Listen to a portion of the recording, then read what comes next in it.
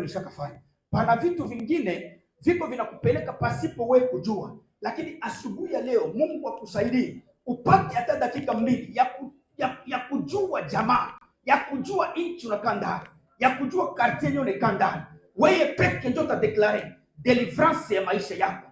Utaambia Mungu, hivi niko, sitaki kubakia hivi, sitaki kubakia celibat, sitaki kubakia mon divorce, sitaki kubakia chômeur, sitaki kubakia mtu wa kuzala maavortement tu, sitaki kubakilia mtoto moyo, sitaki kubakilia kasalere kachini. Wewe peke ndio utadeclare.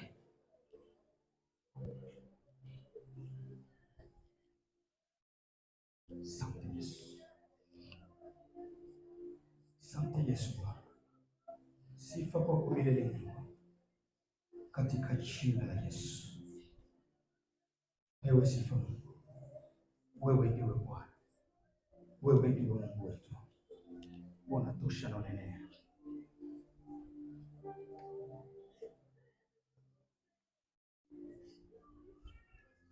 Amen. Kaa tu chini loko, naomba, maana tutaingia katika maombi. Leo tutatumika tofauti na jinsi tunatumikaka, maana itabidi watumishi leo watashuka mkutano na waguse watu, maana kila siku tunafanyaka mafungo ma deliverance hatuonake matokeo, lakini Mungu ninayemwamini na kumtumikia najua kwamba asubuhi ya leo pana kitu kitatokea, pana kitu Mungu atafanya. Itatokana na msikilizaji mwenye kuwa na imani. Tulisema wiki iliyopita ya kwamba pana watu wengine wanaweza kuingia mkutano ni wasindikizaji wa wale ambao wataishi miujiza, pana wengine wanaenda kukritike miujiza, na pana wale ambao wanaenda kuishi miujiza. Tukasema mtu akienda fasi pamoja na Yesu bila kujua Yesu, utabakia huko unajifunza yeye, na wengine wanaprofite yenye biko unapata kwake. Bwana Yesu atusaidie sana. Kanisa kila mtu anaweza kuingia, kila mtu ana namna yake ya kusikia. Pana wengine wenye wanapata muujiza maana aliamini tu mtumishi, aliona kenye kiko ndani yake, akajua kwamba kupitia huyu nitapata uponyaji. Njoo watu wengi waliojua kwamba nikikutana tu na Kristo, ule mwanamke alikuwa anavuja damu akasema nikigusa tu pindo ya vazi lake maana yake nitapata uponyaji. Kwanza inabidi kuwa na imani, kuamini mtu kuna kuombea na kujua kwamba hapa nitakuwa nimefunguliwa. Bwana Yesu atusaidie sana. Wiki mzima tuko tunaongea kuhusu vifungo. Tutasoma kwanza maandiko matakatifu. Andiko letu la msingi ni Yohana 11:39 hadi 40. Asante. Tusome kitabu cha Yohana 11:39. Ndiyo. Inasema hivi. Yesu akasema, Liondoeni jiwe. Muliondoe jiwe. Martha dada yake yule aliyefariki.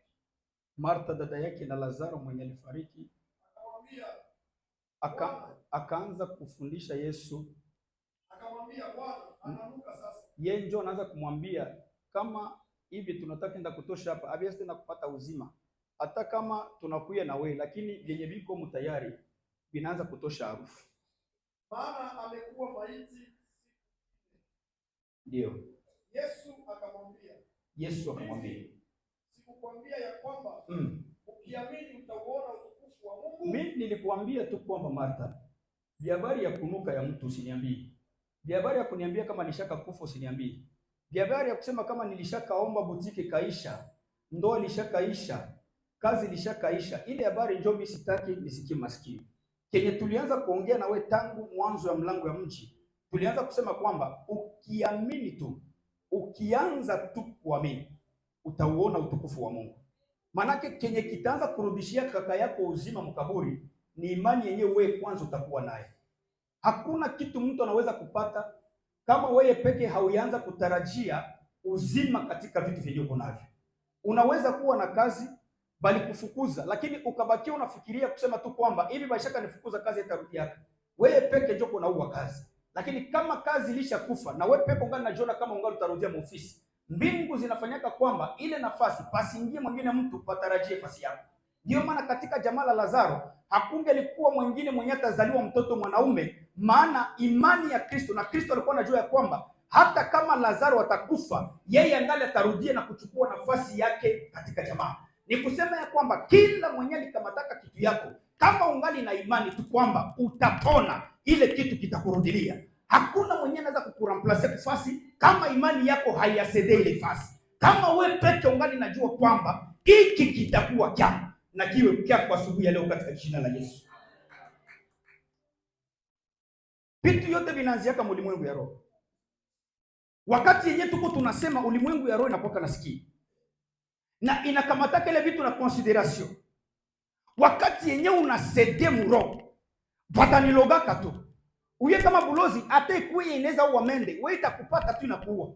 Paske mwenye anaweza kupatia bulozi nguvu ni wewe mwenyewe ulianza kukiri na kuamini kwamba bulozi itakuua.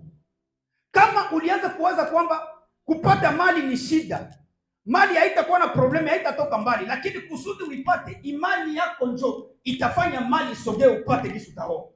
Lakini kama imani yako najua kwamba hii kitu lishakashindikana, mimi havitawezekana kasta wako, maana yake na hautaoa. Ambia Mungu, ninaamini asubuhi ya leo kwamba kuna muujiza.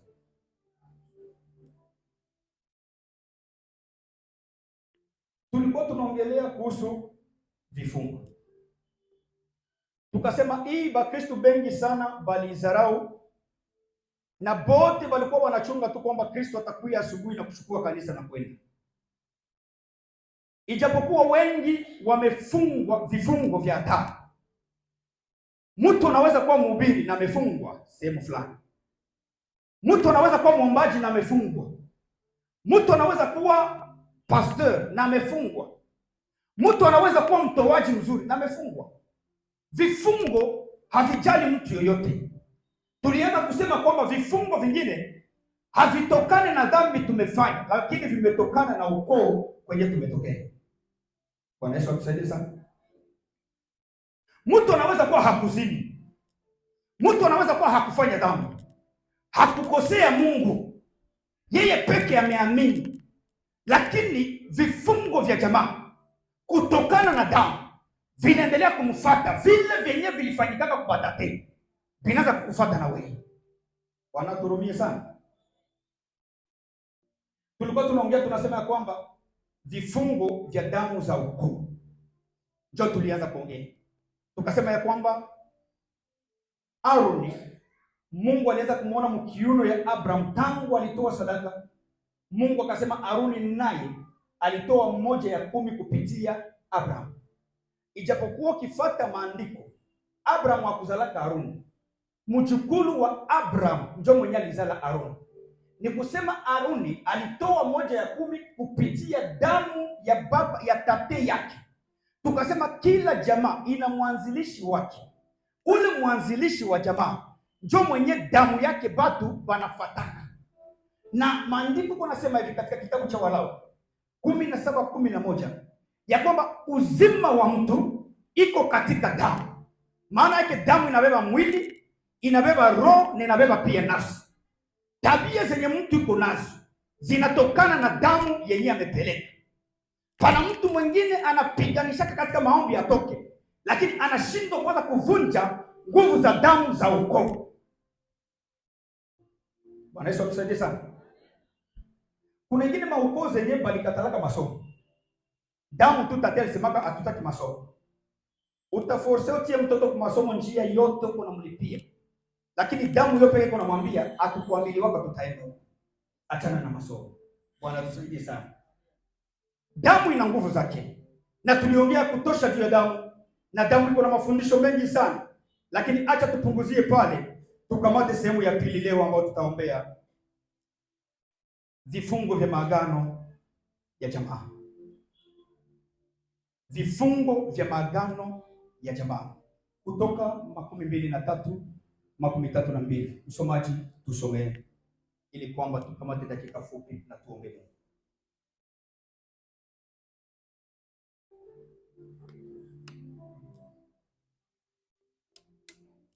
Kutoka tafadhali 23:32.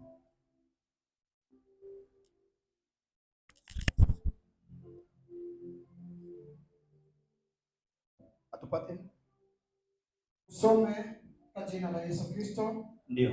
Kutoka 23:32 mpaka 33. Ndio, inaandikwa hivi. Ndio. Usifanye maagano pamoja nao. Mungu anaambia Musa hivi. Kule kwenye Mungu mnaenda. Musifanye maagano na bale watu wenye mtakutana kule. Okay? Wala pamoja na miungu yao. Musifanye maagano pamoja na watu wenye mtakutana wala na miungu yao yenye mtakutana nayo kule. Wasikae katika nchi yao. Hata kukaa katika nchi yenu bale watu basikale. Mungu hataki baikale na.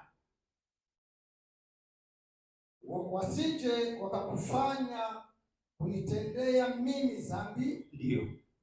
Kwa sababu ukitumikia miungu yao. Ndio. Jambo hili halikosi ikakuwa ni tanzi kwako. Amen. Amen. Maagano ni nini? Maagano ni makubaliano kati ya watu wawili ama kati ya kundi mbili ama kati ya nchi mbili ama kati ya taifa mbili. Hii makubaliano wanapatana malengo kwamba kila mtu apate faida kwa mwingine. Tunaona leo mainchi nyingi zinatafuta kufanya maagano. Agano linaweza anza na mtu mmoja na linaafekte taifa lote. Agano linaweza kuanza na babu na linaafekte familia yote.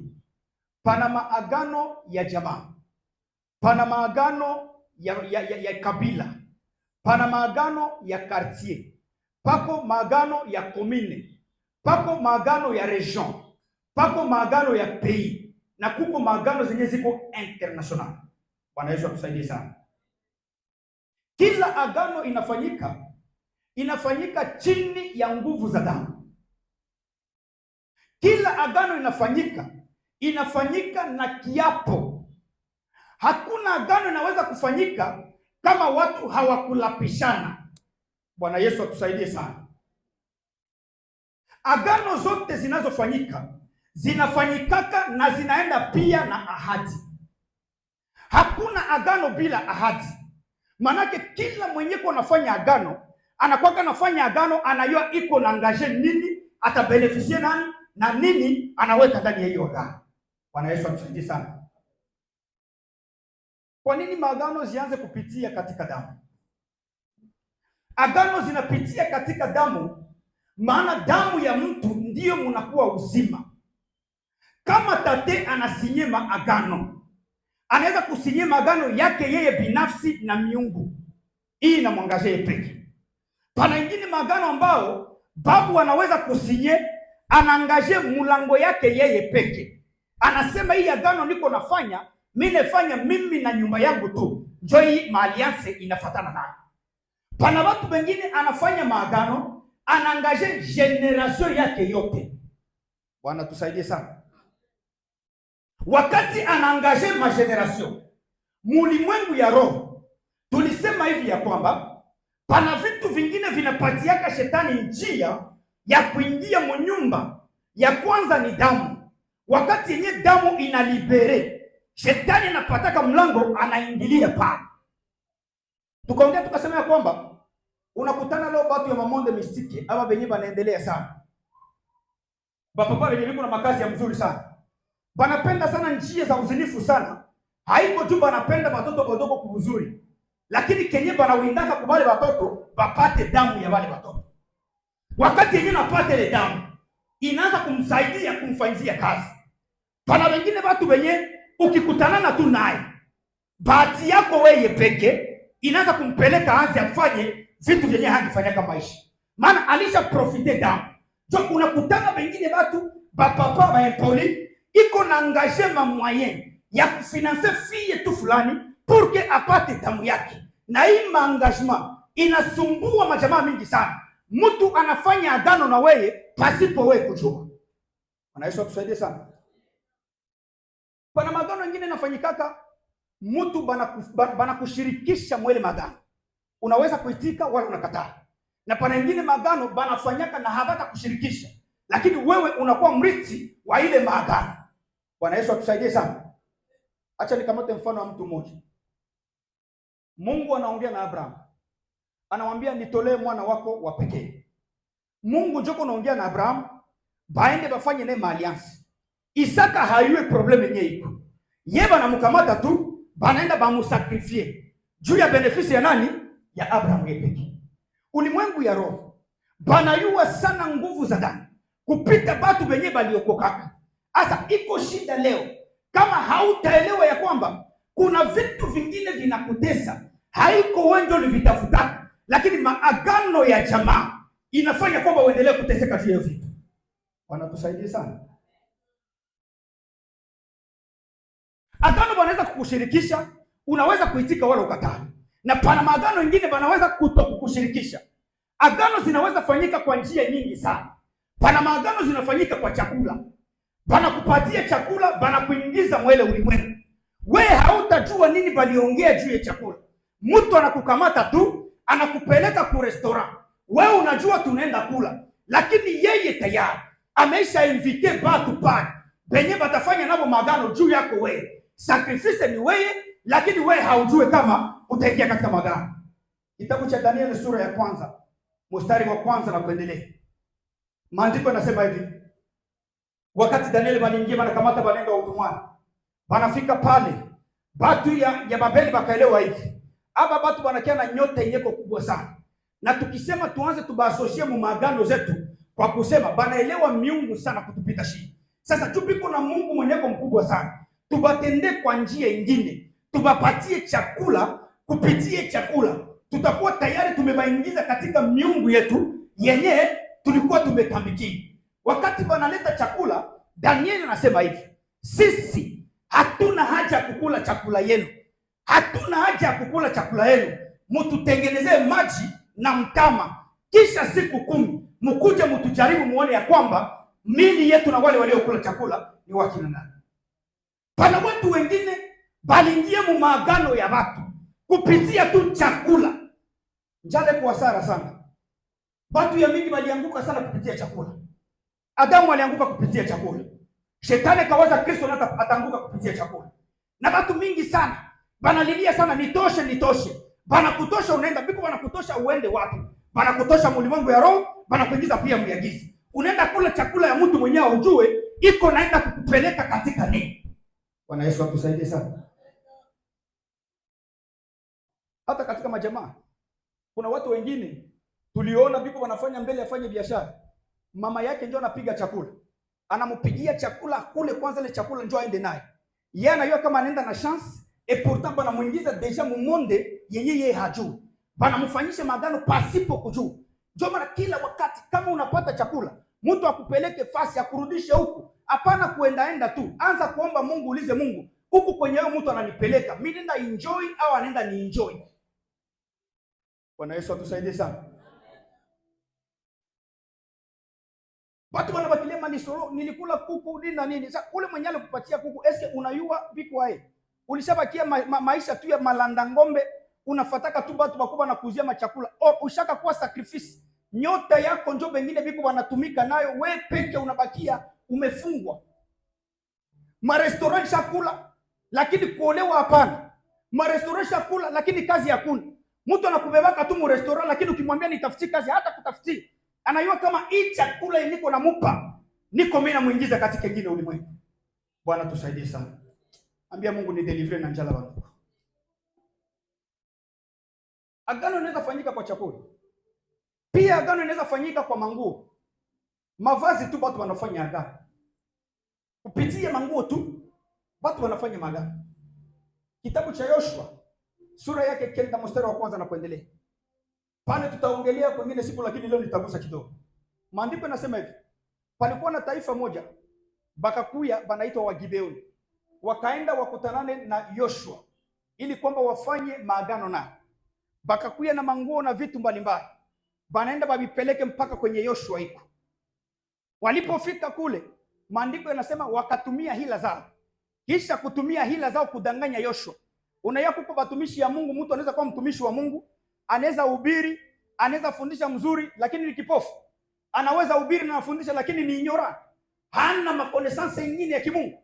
Huko watu wengine banakuwa analeta tu batu, anakusogelea karibu yako juu limuona tu alisema, unafikiri ni wa bien, kumbe anaisha kukudanganya. Ukasoma kitabu ya Yoshua mzuri, utakutana kama Yoshua alikuwa mtu mzuri sana, lakini aliingia akafanya erreur, akaintegre taifa yenyewe angelipaswa kuintegre juu ya ila zenye walikuwa nazo. Mavazi inaweza pia kufanya maagano na watu. Ndio maana unakutana kuna watu wengine iko hasara sana, kunanika manguo hata ya siri nje, unakutana zilipotea, haujui nani mwenyewe alibeba nguo, ijapokuwa kwenye alibeba anaenda kufanya nayo wengine vitu, unajikutana buzazi imepotea, buzazi inasimama, haujui nini ndio problem. Kumbe mwenyewe alifikia kenyo nimpatie, alikitumika tofauti na jinsi wewe ulikuwa unawazi.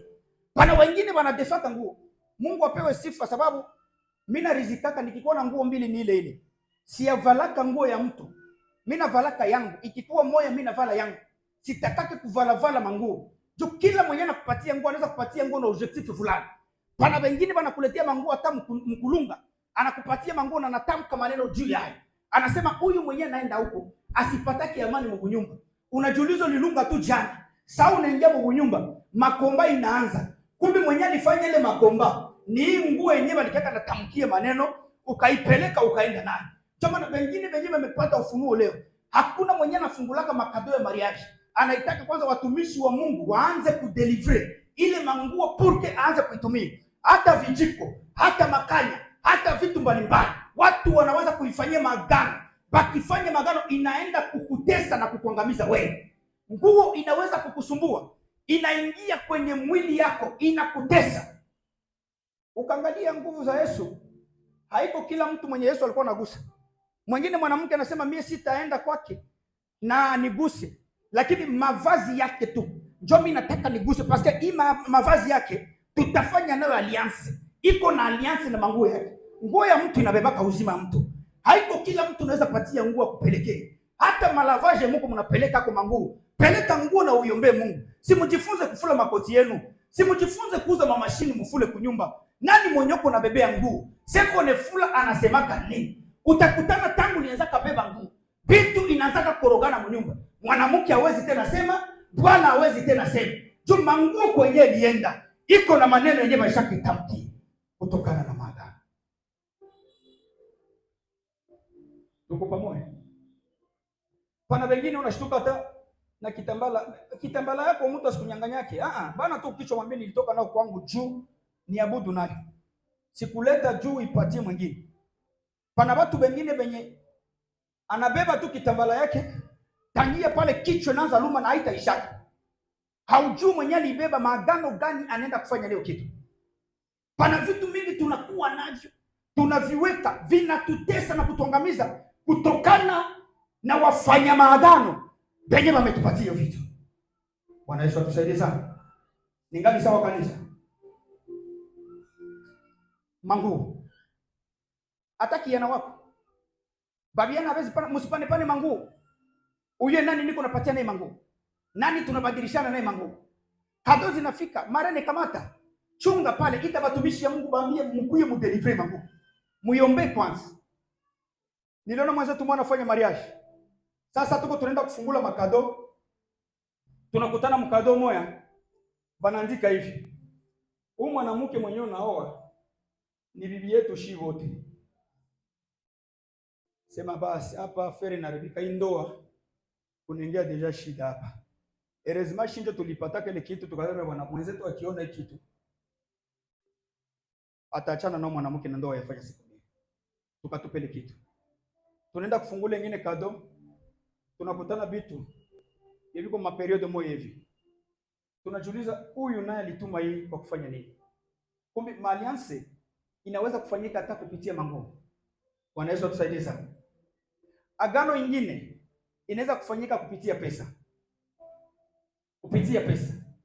Franga tu inafanya maagano.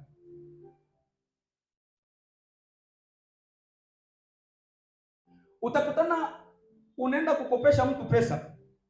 Kumbe alifanyaka maagano na pesa zake. Sasa wewe unakopesha hii pesa, hautapata faida mwa hii pesa. isipokuwa utakuwa unamtumikia. Yeye anasema nini juu ya pesa yake? Kila mwenye atakamataka pesa yangu anaenda na maandiko. Maandiko nasema tajiri umtawala maskini, sio vile?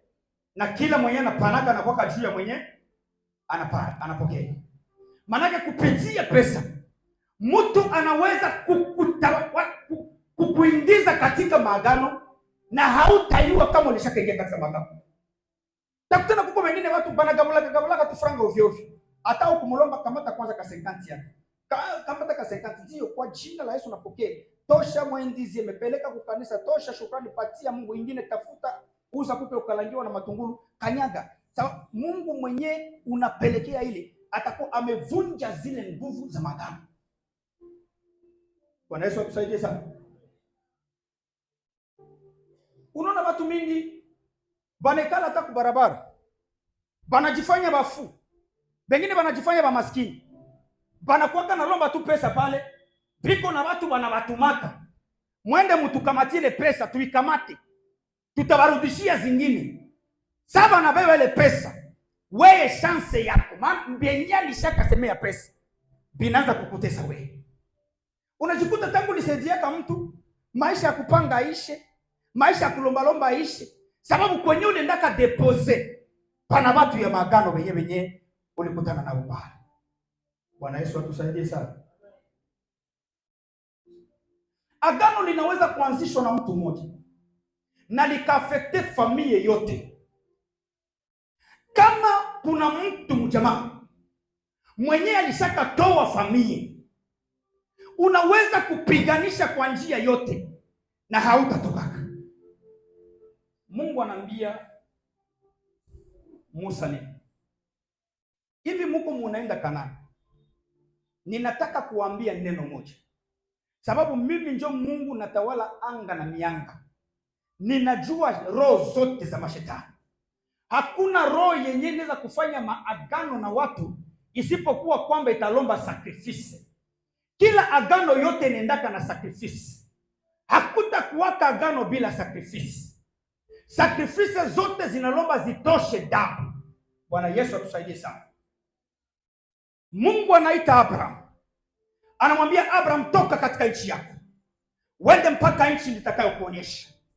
Ni kule kwenye unaenda nitakubariki. Mwenye atakubariki atabarikiwa, na mwenye atakulaani mimi namlaani. Mungu na Abrahamu bakaanza burafiki. Bakaenda mwaka ya kwanza, mwaka ya pili, mwaka ya tatu, miaka 15. Abrahamu anasema hapana. Burafiki gani tunaweza fanya mimi siapataka intere kwa Bwana? Pourtant kwenye nilikuwa Uru wa Kaldai, miungu yenyewe tulikuwa natumikia ilikuwa inatulipa. Huku kwa Mungu mimi sipate kitu. Nataka niulize Mungu burafiki gani? Abrahamu anasema na Mungu, Bwana biko hai. Maandiko yanasema Mungu anamkuia katika njozi ya usiku. Mungu anamwambia hivi, Abrahamu, tangu tumeanza tembea na wewe, ulikuwa haujaelewa kitu kimoja. Sisi mulimwengu ya roho hatutembeake na mtu bila kupatana naye. Ukasoma Amosi 3:3 inasema hivi, watu wawili hawawezi kutembea njia moja isipokuwa kwamba wamepatana. Maanake mimi na wewe tangia tunatembeaka Abrahamu, hatuyekalaka kumeza tuongee, ndakufanyia nini na wewe utanifanyia nini. Njoo Abrahamu anamwambia hivi, Mungu, mimi nakuwa na miaka 15, tuko na urafiki. Mimi naweza naonanta, ulinikamata na 75. Hivi mimi nakuwa na naonanta.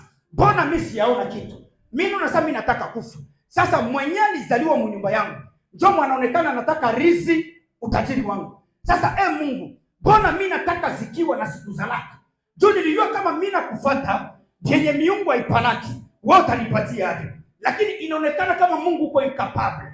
Njoo Mungu anaambia Abrahamu, hapana Abrahamu, ule mwenye uko unazania tarizi mali yako hata irisi, lakini mtoto mwenye katoka mvyuno vyako ule ndio mwenye tarizi. Abrahamu akaanza kufikiria kwamba hivi nilishazala Ishmaeli, manake ni huyu. Mungu anamwambia pana, huyu haiko mapenzi yangu, huyu ni wa mapenzi ya bibi yako. Wa mapenzi yangu angali mule mkiuno, angali atatoka. Kenye Mungu anataka kukupatia, usikimbo yake kwenye batu biko. Batu wanaweza kukupresse upate vitu, lakini chunga kila kitu kikie kwa muda wa Mungu. Kama muda wa Mungu unafika, Bwana anakuletea kenye kinafaa kwako. Usifanyake kitu mkonkiransi. Usitafutake tu fulani alizala na wewe uzale kukubeba mimba. Ngoja wakati wa Mungu. Inawezekana hauyazala juu Bwana hayakuwa tayari.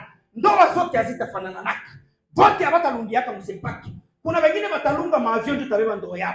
Lakini ungana natafuta kufanya konkiransi na mtu mwenyewe anatembea na voiture ya 10,000 shekeli. Yenye itakupeleka wewe. Bwana angali netengeneza kule choo. Usitembelee miguu ya mwingine. Ambia Bwana, nataka mimi unitengenezee Isaka, hapana Ishmaeli. Mwenzako na langula na wewe nenda langula. Unataka mkomo unafaidika saa? Hapana. Kila mtu kuna saa yake. Kila mtu kuna wakati wake. Na wengine wafia waliharibisha madestiny yao juu ya kupigania tu na mie nizali. Wataniona yeye mkartie, hii bote yote niko naye. Mbona bashahi biko napita sana? Watapita sana lakini hamuna shahi wako. Chunga wako. Uchunge wako. Hapana kuolewa juu mwingine anaolewa. Utaolewa bei chini. Pourtant biko natayarisha mali ya mzuri bakuoe naye. Lakini unataka tu uende na wewe. Bwana tusaidie sana. Bwana Yesu atusaidie sana. Kila siku niko najiuliza, niko nasema Mungu nisaidie. Siku fisi eneo wangu atalunga nimpatie yake kado yenye hata mimi peke ndashindwa kabuzito ya kunyangula. Siku mdogo yake analunga nitafutake kado. Kwanza biko sasa mimi ndio ndamtafutia hata fiancé.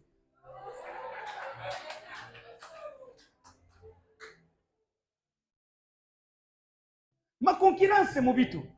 Jo unakutana batu banaenda banaingia mu magano yenye habajui banaingia mwai. Na mie. Na unakutana wengine hata kwenda Ulaya. Ni makonkiranse. Papa, tusipiganie yake avyo kwenda Ulaya. Dossier acha tu pale. Itatembea pole. Siku Mungu anataka kwenda utaenda. Inawezekana Mungu angana kutayarisha kwa ministre Kongo. Inawezekana Mungu angana kuandaa kuwe milionere hapa. Huko natafuta wende usukule maiti Ulaya. Pourtant Mungu anajua kwamba hapa ndio kwenye utakuia. Usiendake mvidesi ya mtu. Tembea na videsi yenye Bwana anakupatia. Mungu anaambia Abraham, sasa tunataka fanya alliance. Juu watu mbili hawezi kutembea kama wapatani. Ulize kwanza mwanzako hivi, tangu niingia huduma, ulisikia sauti ya Mungu au bandugu ndio walikuambiaka? Juu hauko nalipiwa. Uliza tu mwenzako wewe bwana, tangu niingiaka mwaibi, ulisikia sauti ya nani? Mliongeana nani? Mkafanya alliance na nani? Mwaibi biashara nani ndio mwalikuzala mwaibi biashara? Miali na watu yote fulani anionyeshe njia. Usiendake negosie bakuonyeshe njia. Acha mwenyewe anayua njia kuonyeshe njia. Bwana Yesu atusaidie sana. Mungu anaambia Abrahamu hivi. Sasa tunataka tuongee. Na mchana leo niko nataka mtu mwenyewe ataongea na Mungu. Uambie Mungu, mimi nataka mwa hii nyumba leo mfanyiziwe hivi. Nilikuwa mimi nahubiri fasi moja hivi. Nikaongea juu ya maagano ya nafasi. Nikasema watu mingi sana walifungaka manyumba yao mu maagano. Anauza nyumba mwanamke, anaenda nafika mnyumba, nafikiri ndio tutaongelea John Pastor, nafasi ya maagano. Sasa huyu mwanamke anafika, anaacha bwana yake kunyumba, anafika mnyumba, anapiga magoti, baba, niko nasema hivi baba, naangaje damu ya Yesu. Mwanaume bwana wangu mwa nyumba asifungulake kinywa. Mimi ndio ndakuwa tunasema mwa nyumba. Niko nafadi kisema na ti. Nikisema nasikia. Asichezake na mimi. Nafunga kinywa yake. Mimi ndio mwanaume. Mbingu zinasikia. Kisha mwanaume anapata kazi. Sana napata kazi kuna pokea $10,000. Siku kunje kuna wao sasa ndaonesha mama mtoto secret ya franga. Anakuya kunyumba sana, fika kunyumba maagano na mwambie hivi. Kule nje ndio ulikuwa unawaza kwa utapatia mwanamke franga. Lakini mwa nyumba maagano ishakasema hautasemaka. Bwana anafika mnyumba anakuwa serie, anatia mgulu yule ingine. Unaanza jiuliza, maana hakuna ratio. Manake hautozea watoto manguo. Nyumba na maagano yenyewe ilifanya ndani. Ishaka mfunga mwanaume yepeke. Hata sema. Sasa unaanza sumbua watu. Bandugu, bwanangu aniambiake kitu. Mimi si yue vraiment. Si yue salary bwanangu. Usichunguze kwanza. Sasa ulienda nyumba. Nini njoo liendaka sema pale? Nini njoo liongeaka mwele nyumba? Wewe peke unajifungia bwana kinywa, uko natafuta baombaji bafungule kinywa yake. Mtaomba na mtachoka. Kama hamkuelewa kwamba kuna maagano zimefanyika na nyumba na mwenye nyumba, mtasumbuka bure. Ndio maana kuna nyumba zingine mbele muombee mtu, mumuulize ulisemaka nini? Hata mandoa, maagano mingi zimefanyika na mandoa. Mtu anaolewa na bwana, anamwambia mie sitaki nizale mtoto mwanamke. Banaume ndio banaanza zalio banaume. Kesho nakuwa sema mimi sipaki hata na kafiri. Maagano zenye ulifanya. Bwana Yesu atusaidie sana. Mungu anambia Abraham, sasa twende na wewe. Tuongee tupatane. Nini njo tutafanya? Banaongea, Mungu anasema bienya atafanyia Abraham. Abraham naye anajua mabenefisi ziko. Acha nikwambie hivi, mwenye maagano anaweza kufa lakini agano zinaendelea huko nafuatiliwa.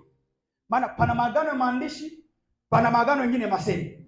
Maagano ikisha kusema inakuwaka na bale benye banaifuatilia kama maagano. Hata kama wewe unaweza kukufa, maagano yo peke inapigana nafasi yako. Ndio maana mtu kama yuko na maagano na Mungu, usifanyake erere ya kupigana naye. Paske malianse yake ye peke zinapiganaka kwenye wewe hauko.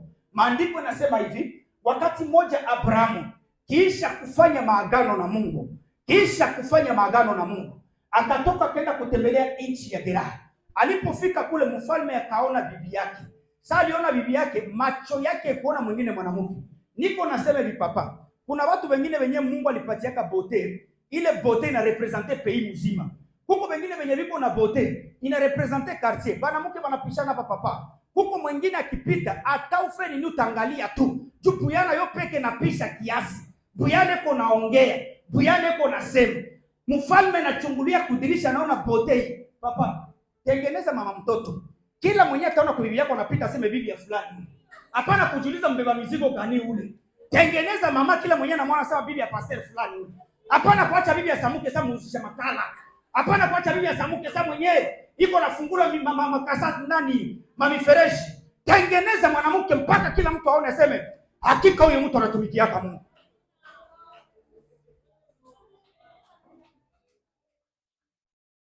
Bibi ya mtumishi iko nalamuka, unakutana manake sura yote na kunjama, hata kutosha matongotongo hakuna. Na maandiko yanasema hata tukimaliza maombi tunawe macho na tupagale mafuta. Lakini unakutana mtu, nitalinda kweli imani yangu, na sura imekunja. Unajiuliza ni kiumbe ya mbinguni, ni kiumbe ya wapi? Mfalme anaona bibi ya mtu, bibi ya mwenye kuna maaliansi, anachungulia kudirisha naona.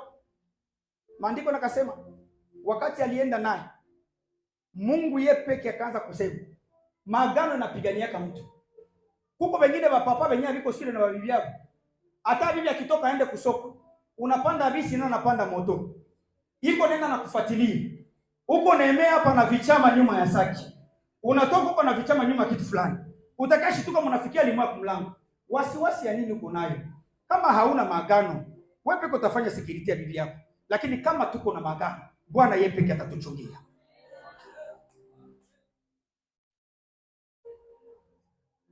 Maagano.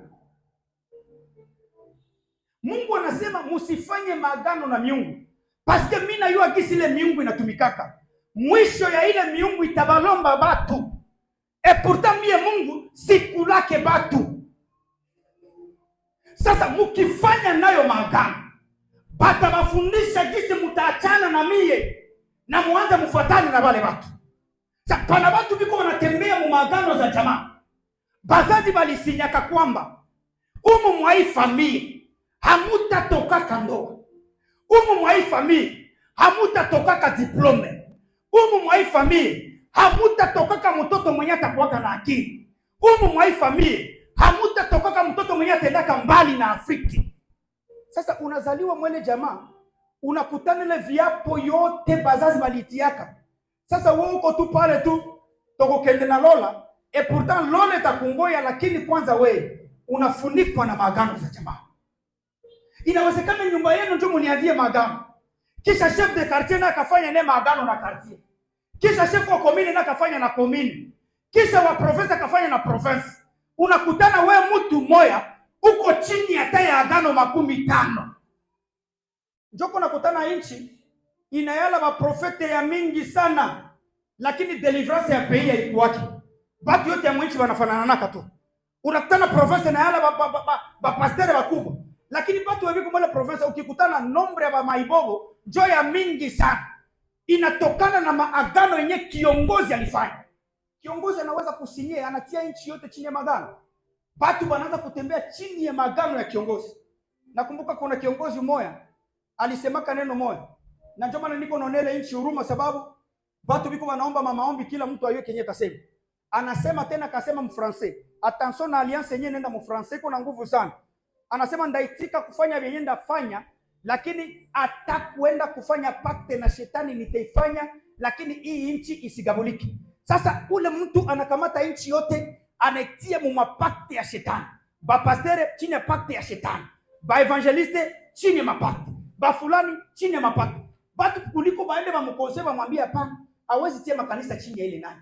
Banaacha tu aseme na ajenda yake. Sasa batu iko naona nchi iko tu ini, banayo nani mweko na ini. Kumbe kiongozi mwenye alifanya kile kitu, ndio mwenye aliacha naingize ile vitu mwele kitu. Sasa kama watu watapata ufunuo, hawatafanya kombani nyingine kitu, lakini kwanza batatafuta njia ya kuvunja alliance, bafanye na alliance nyingine. Kila alliance yote inaweza kuvunjika, hata kama ilitolewa na damu, hata kama ilitolewa kwa njia gani, inaweza kuvunjika. Lakini nataka kukuambia hivi, kila alliance kivunjika iko na makonsekansi zake. Kama hauna magarde fou, kwa nani alliance inaribishaka mtu.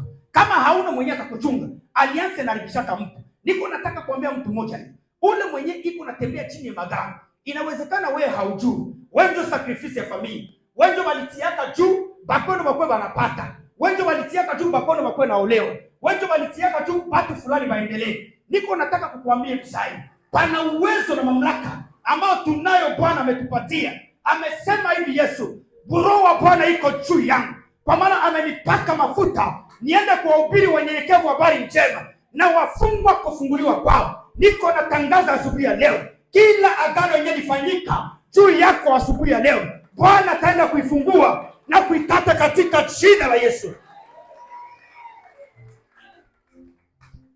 Atele alliance walifanyika miaka 15 walifanyika. Asubuhi ya leo tutadeklare na ile alliance itaenda kukatika. Yoshua anaambia Israeli hivi.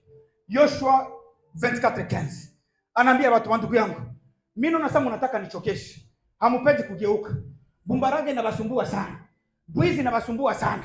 Kila kitu cha mbaya nyijo mko nacho. Mimi nasikia yangu mimi nachoka sana. Mimi sasa sitaendelea kuwaongoza. Juu hivi ya kuwaongoza sipendi success ya watu mingi. Mimi napenda nikuwa na success ya watu wenyewe wanatakata. Penye Mungu anapenda. Penye Mungu anastahili kutembea nabo.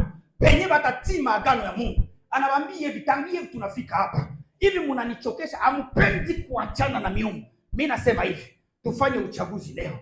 Kama mnataka mtumikie miungu ya hii nafasi, au kama mnataka mtumikie Mungu, tuambiane leo. Nyie njoo mfanye uamuzi. Kama mtabakia na ile miungu au kama mtamia kwa Mungu mwenye niko naye. Lakini mimi nawaambia hivi, mimi na nyumba yangu tutamtumikia Bwana. Kwa nini Yoshua anaamua hivi? Sababu anajua kiongozi wa jamaa ni yeye. Damu yake ndio damu ya FCN. Damu yake ndio damu ya Kade. Maana ni kusema iko na pouvoir juu ya jamaa. Kama mtu kuna pouvoir juu ya jamaa yake, anaweza kuwa mwanzilishi wa agano lingine mpya, kuachana na zile zenye zilipita. Kama jamaa ililaniwaka, kama jamaa ilitupwaka, kama mlikuwa watu wa kukataliwa, ndoa zitokake mu majamaa.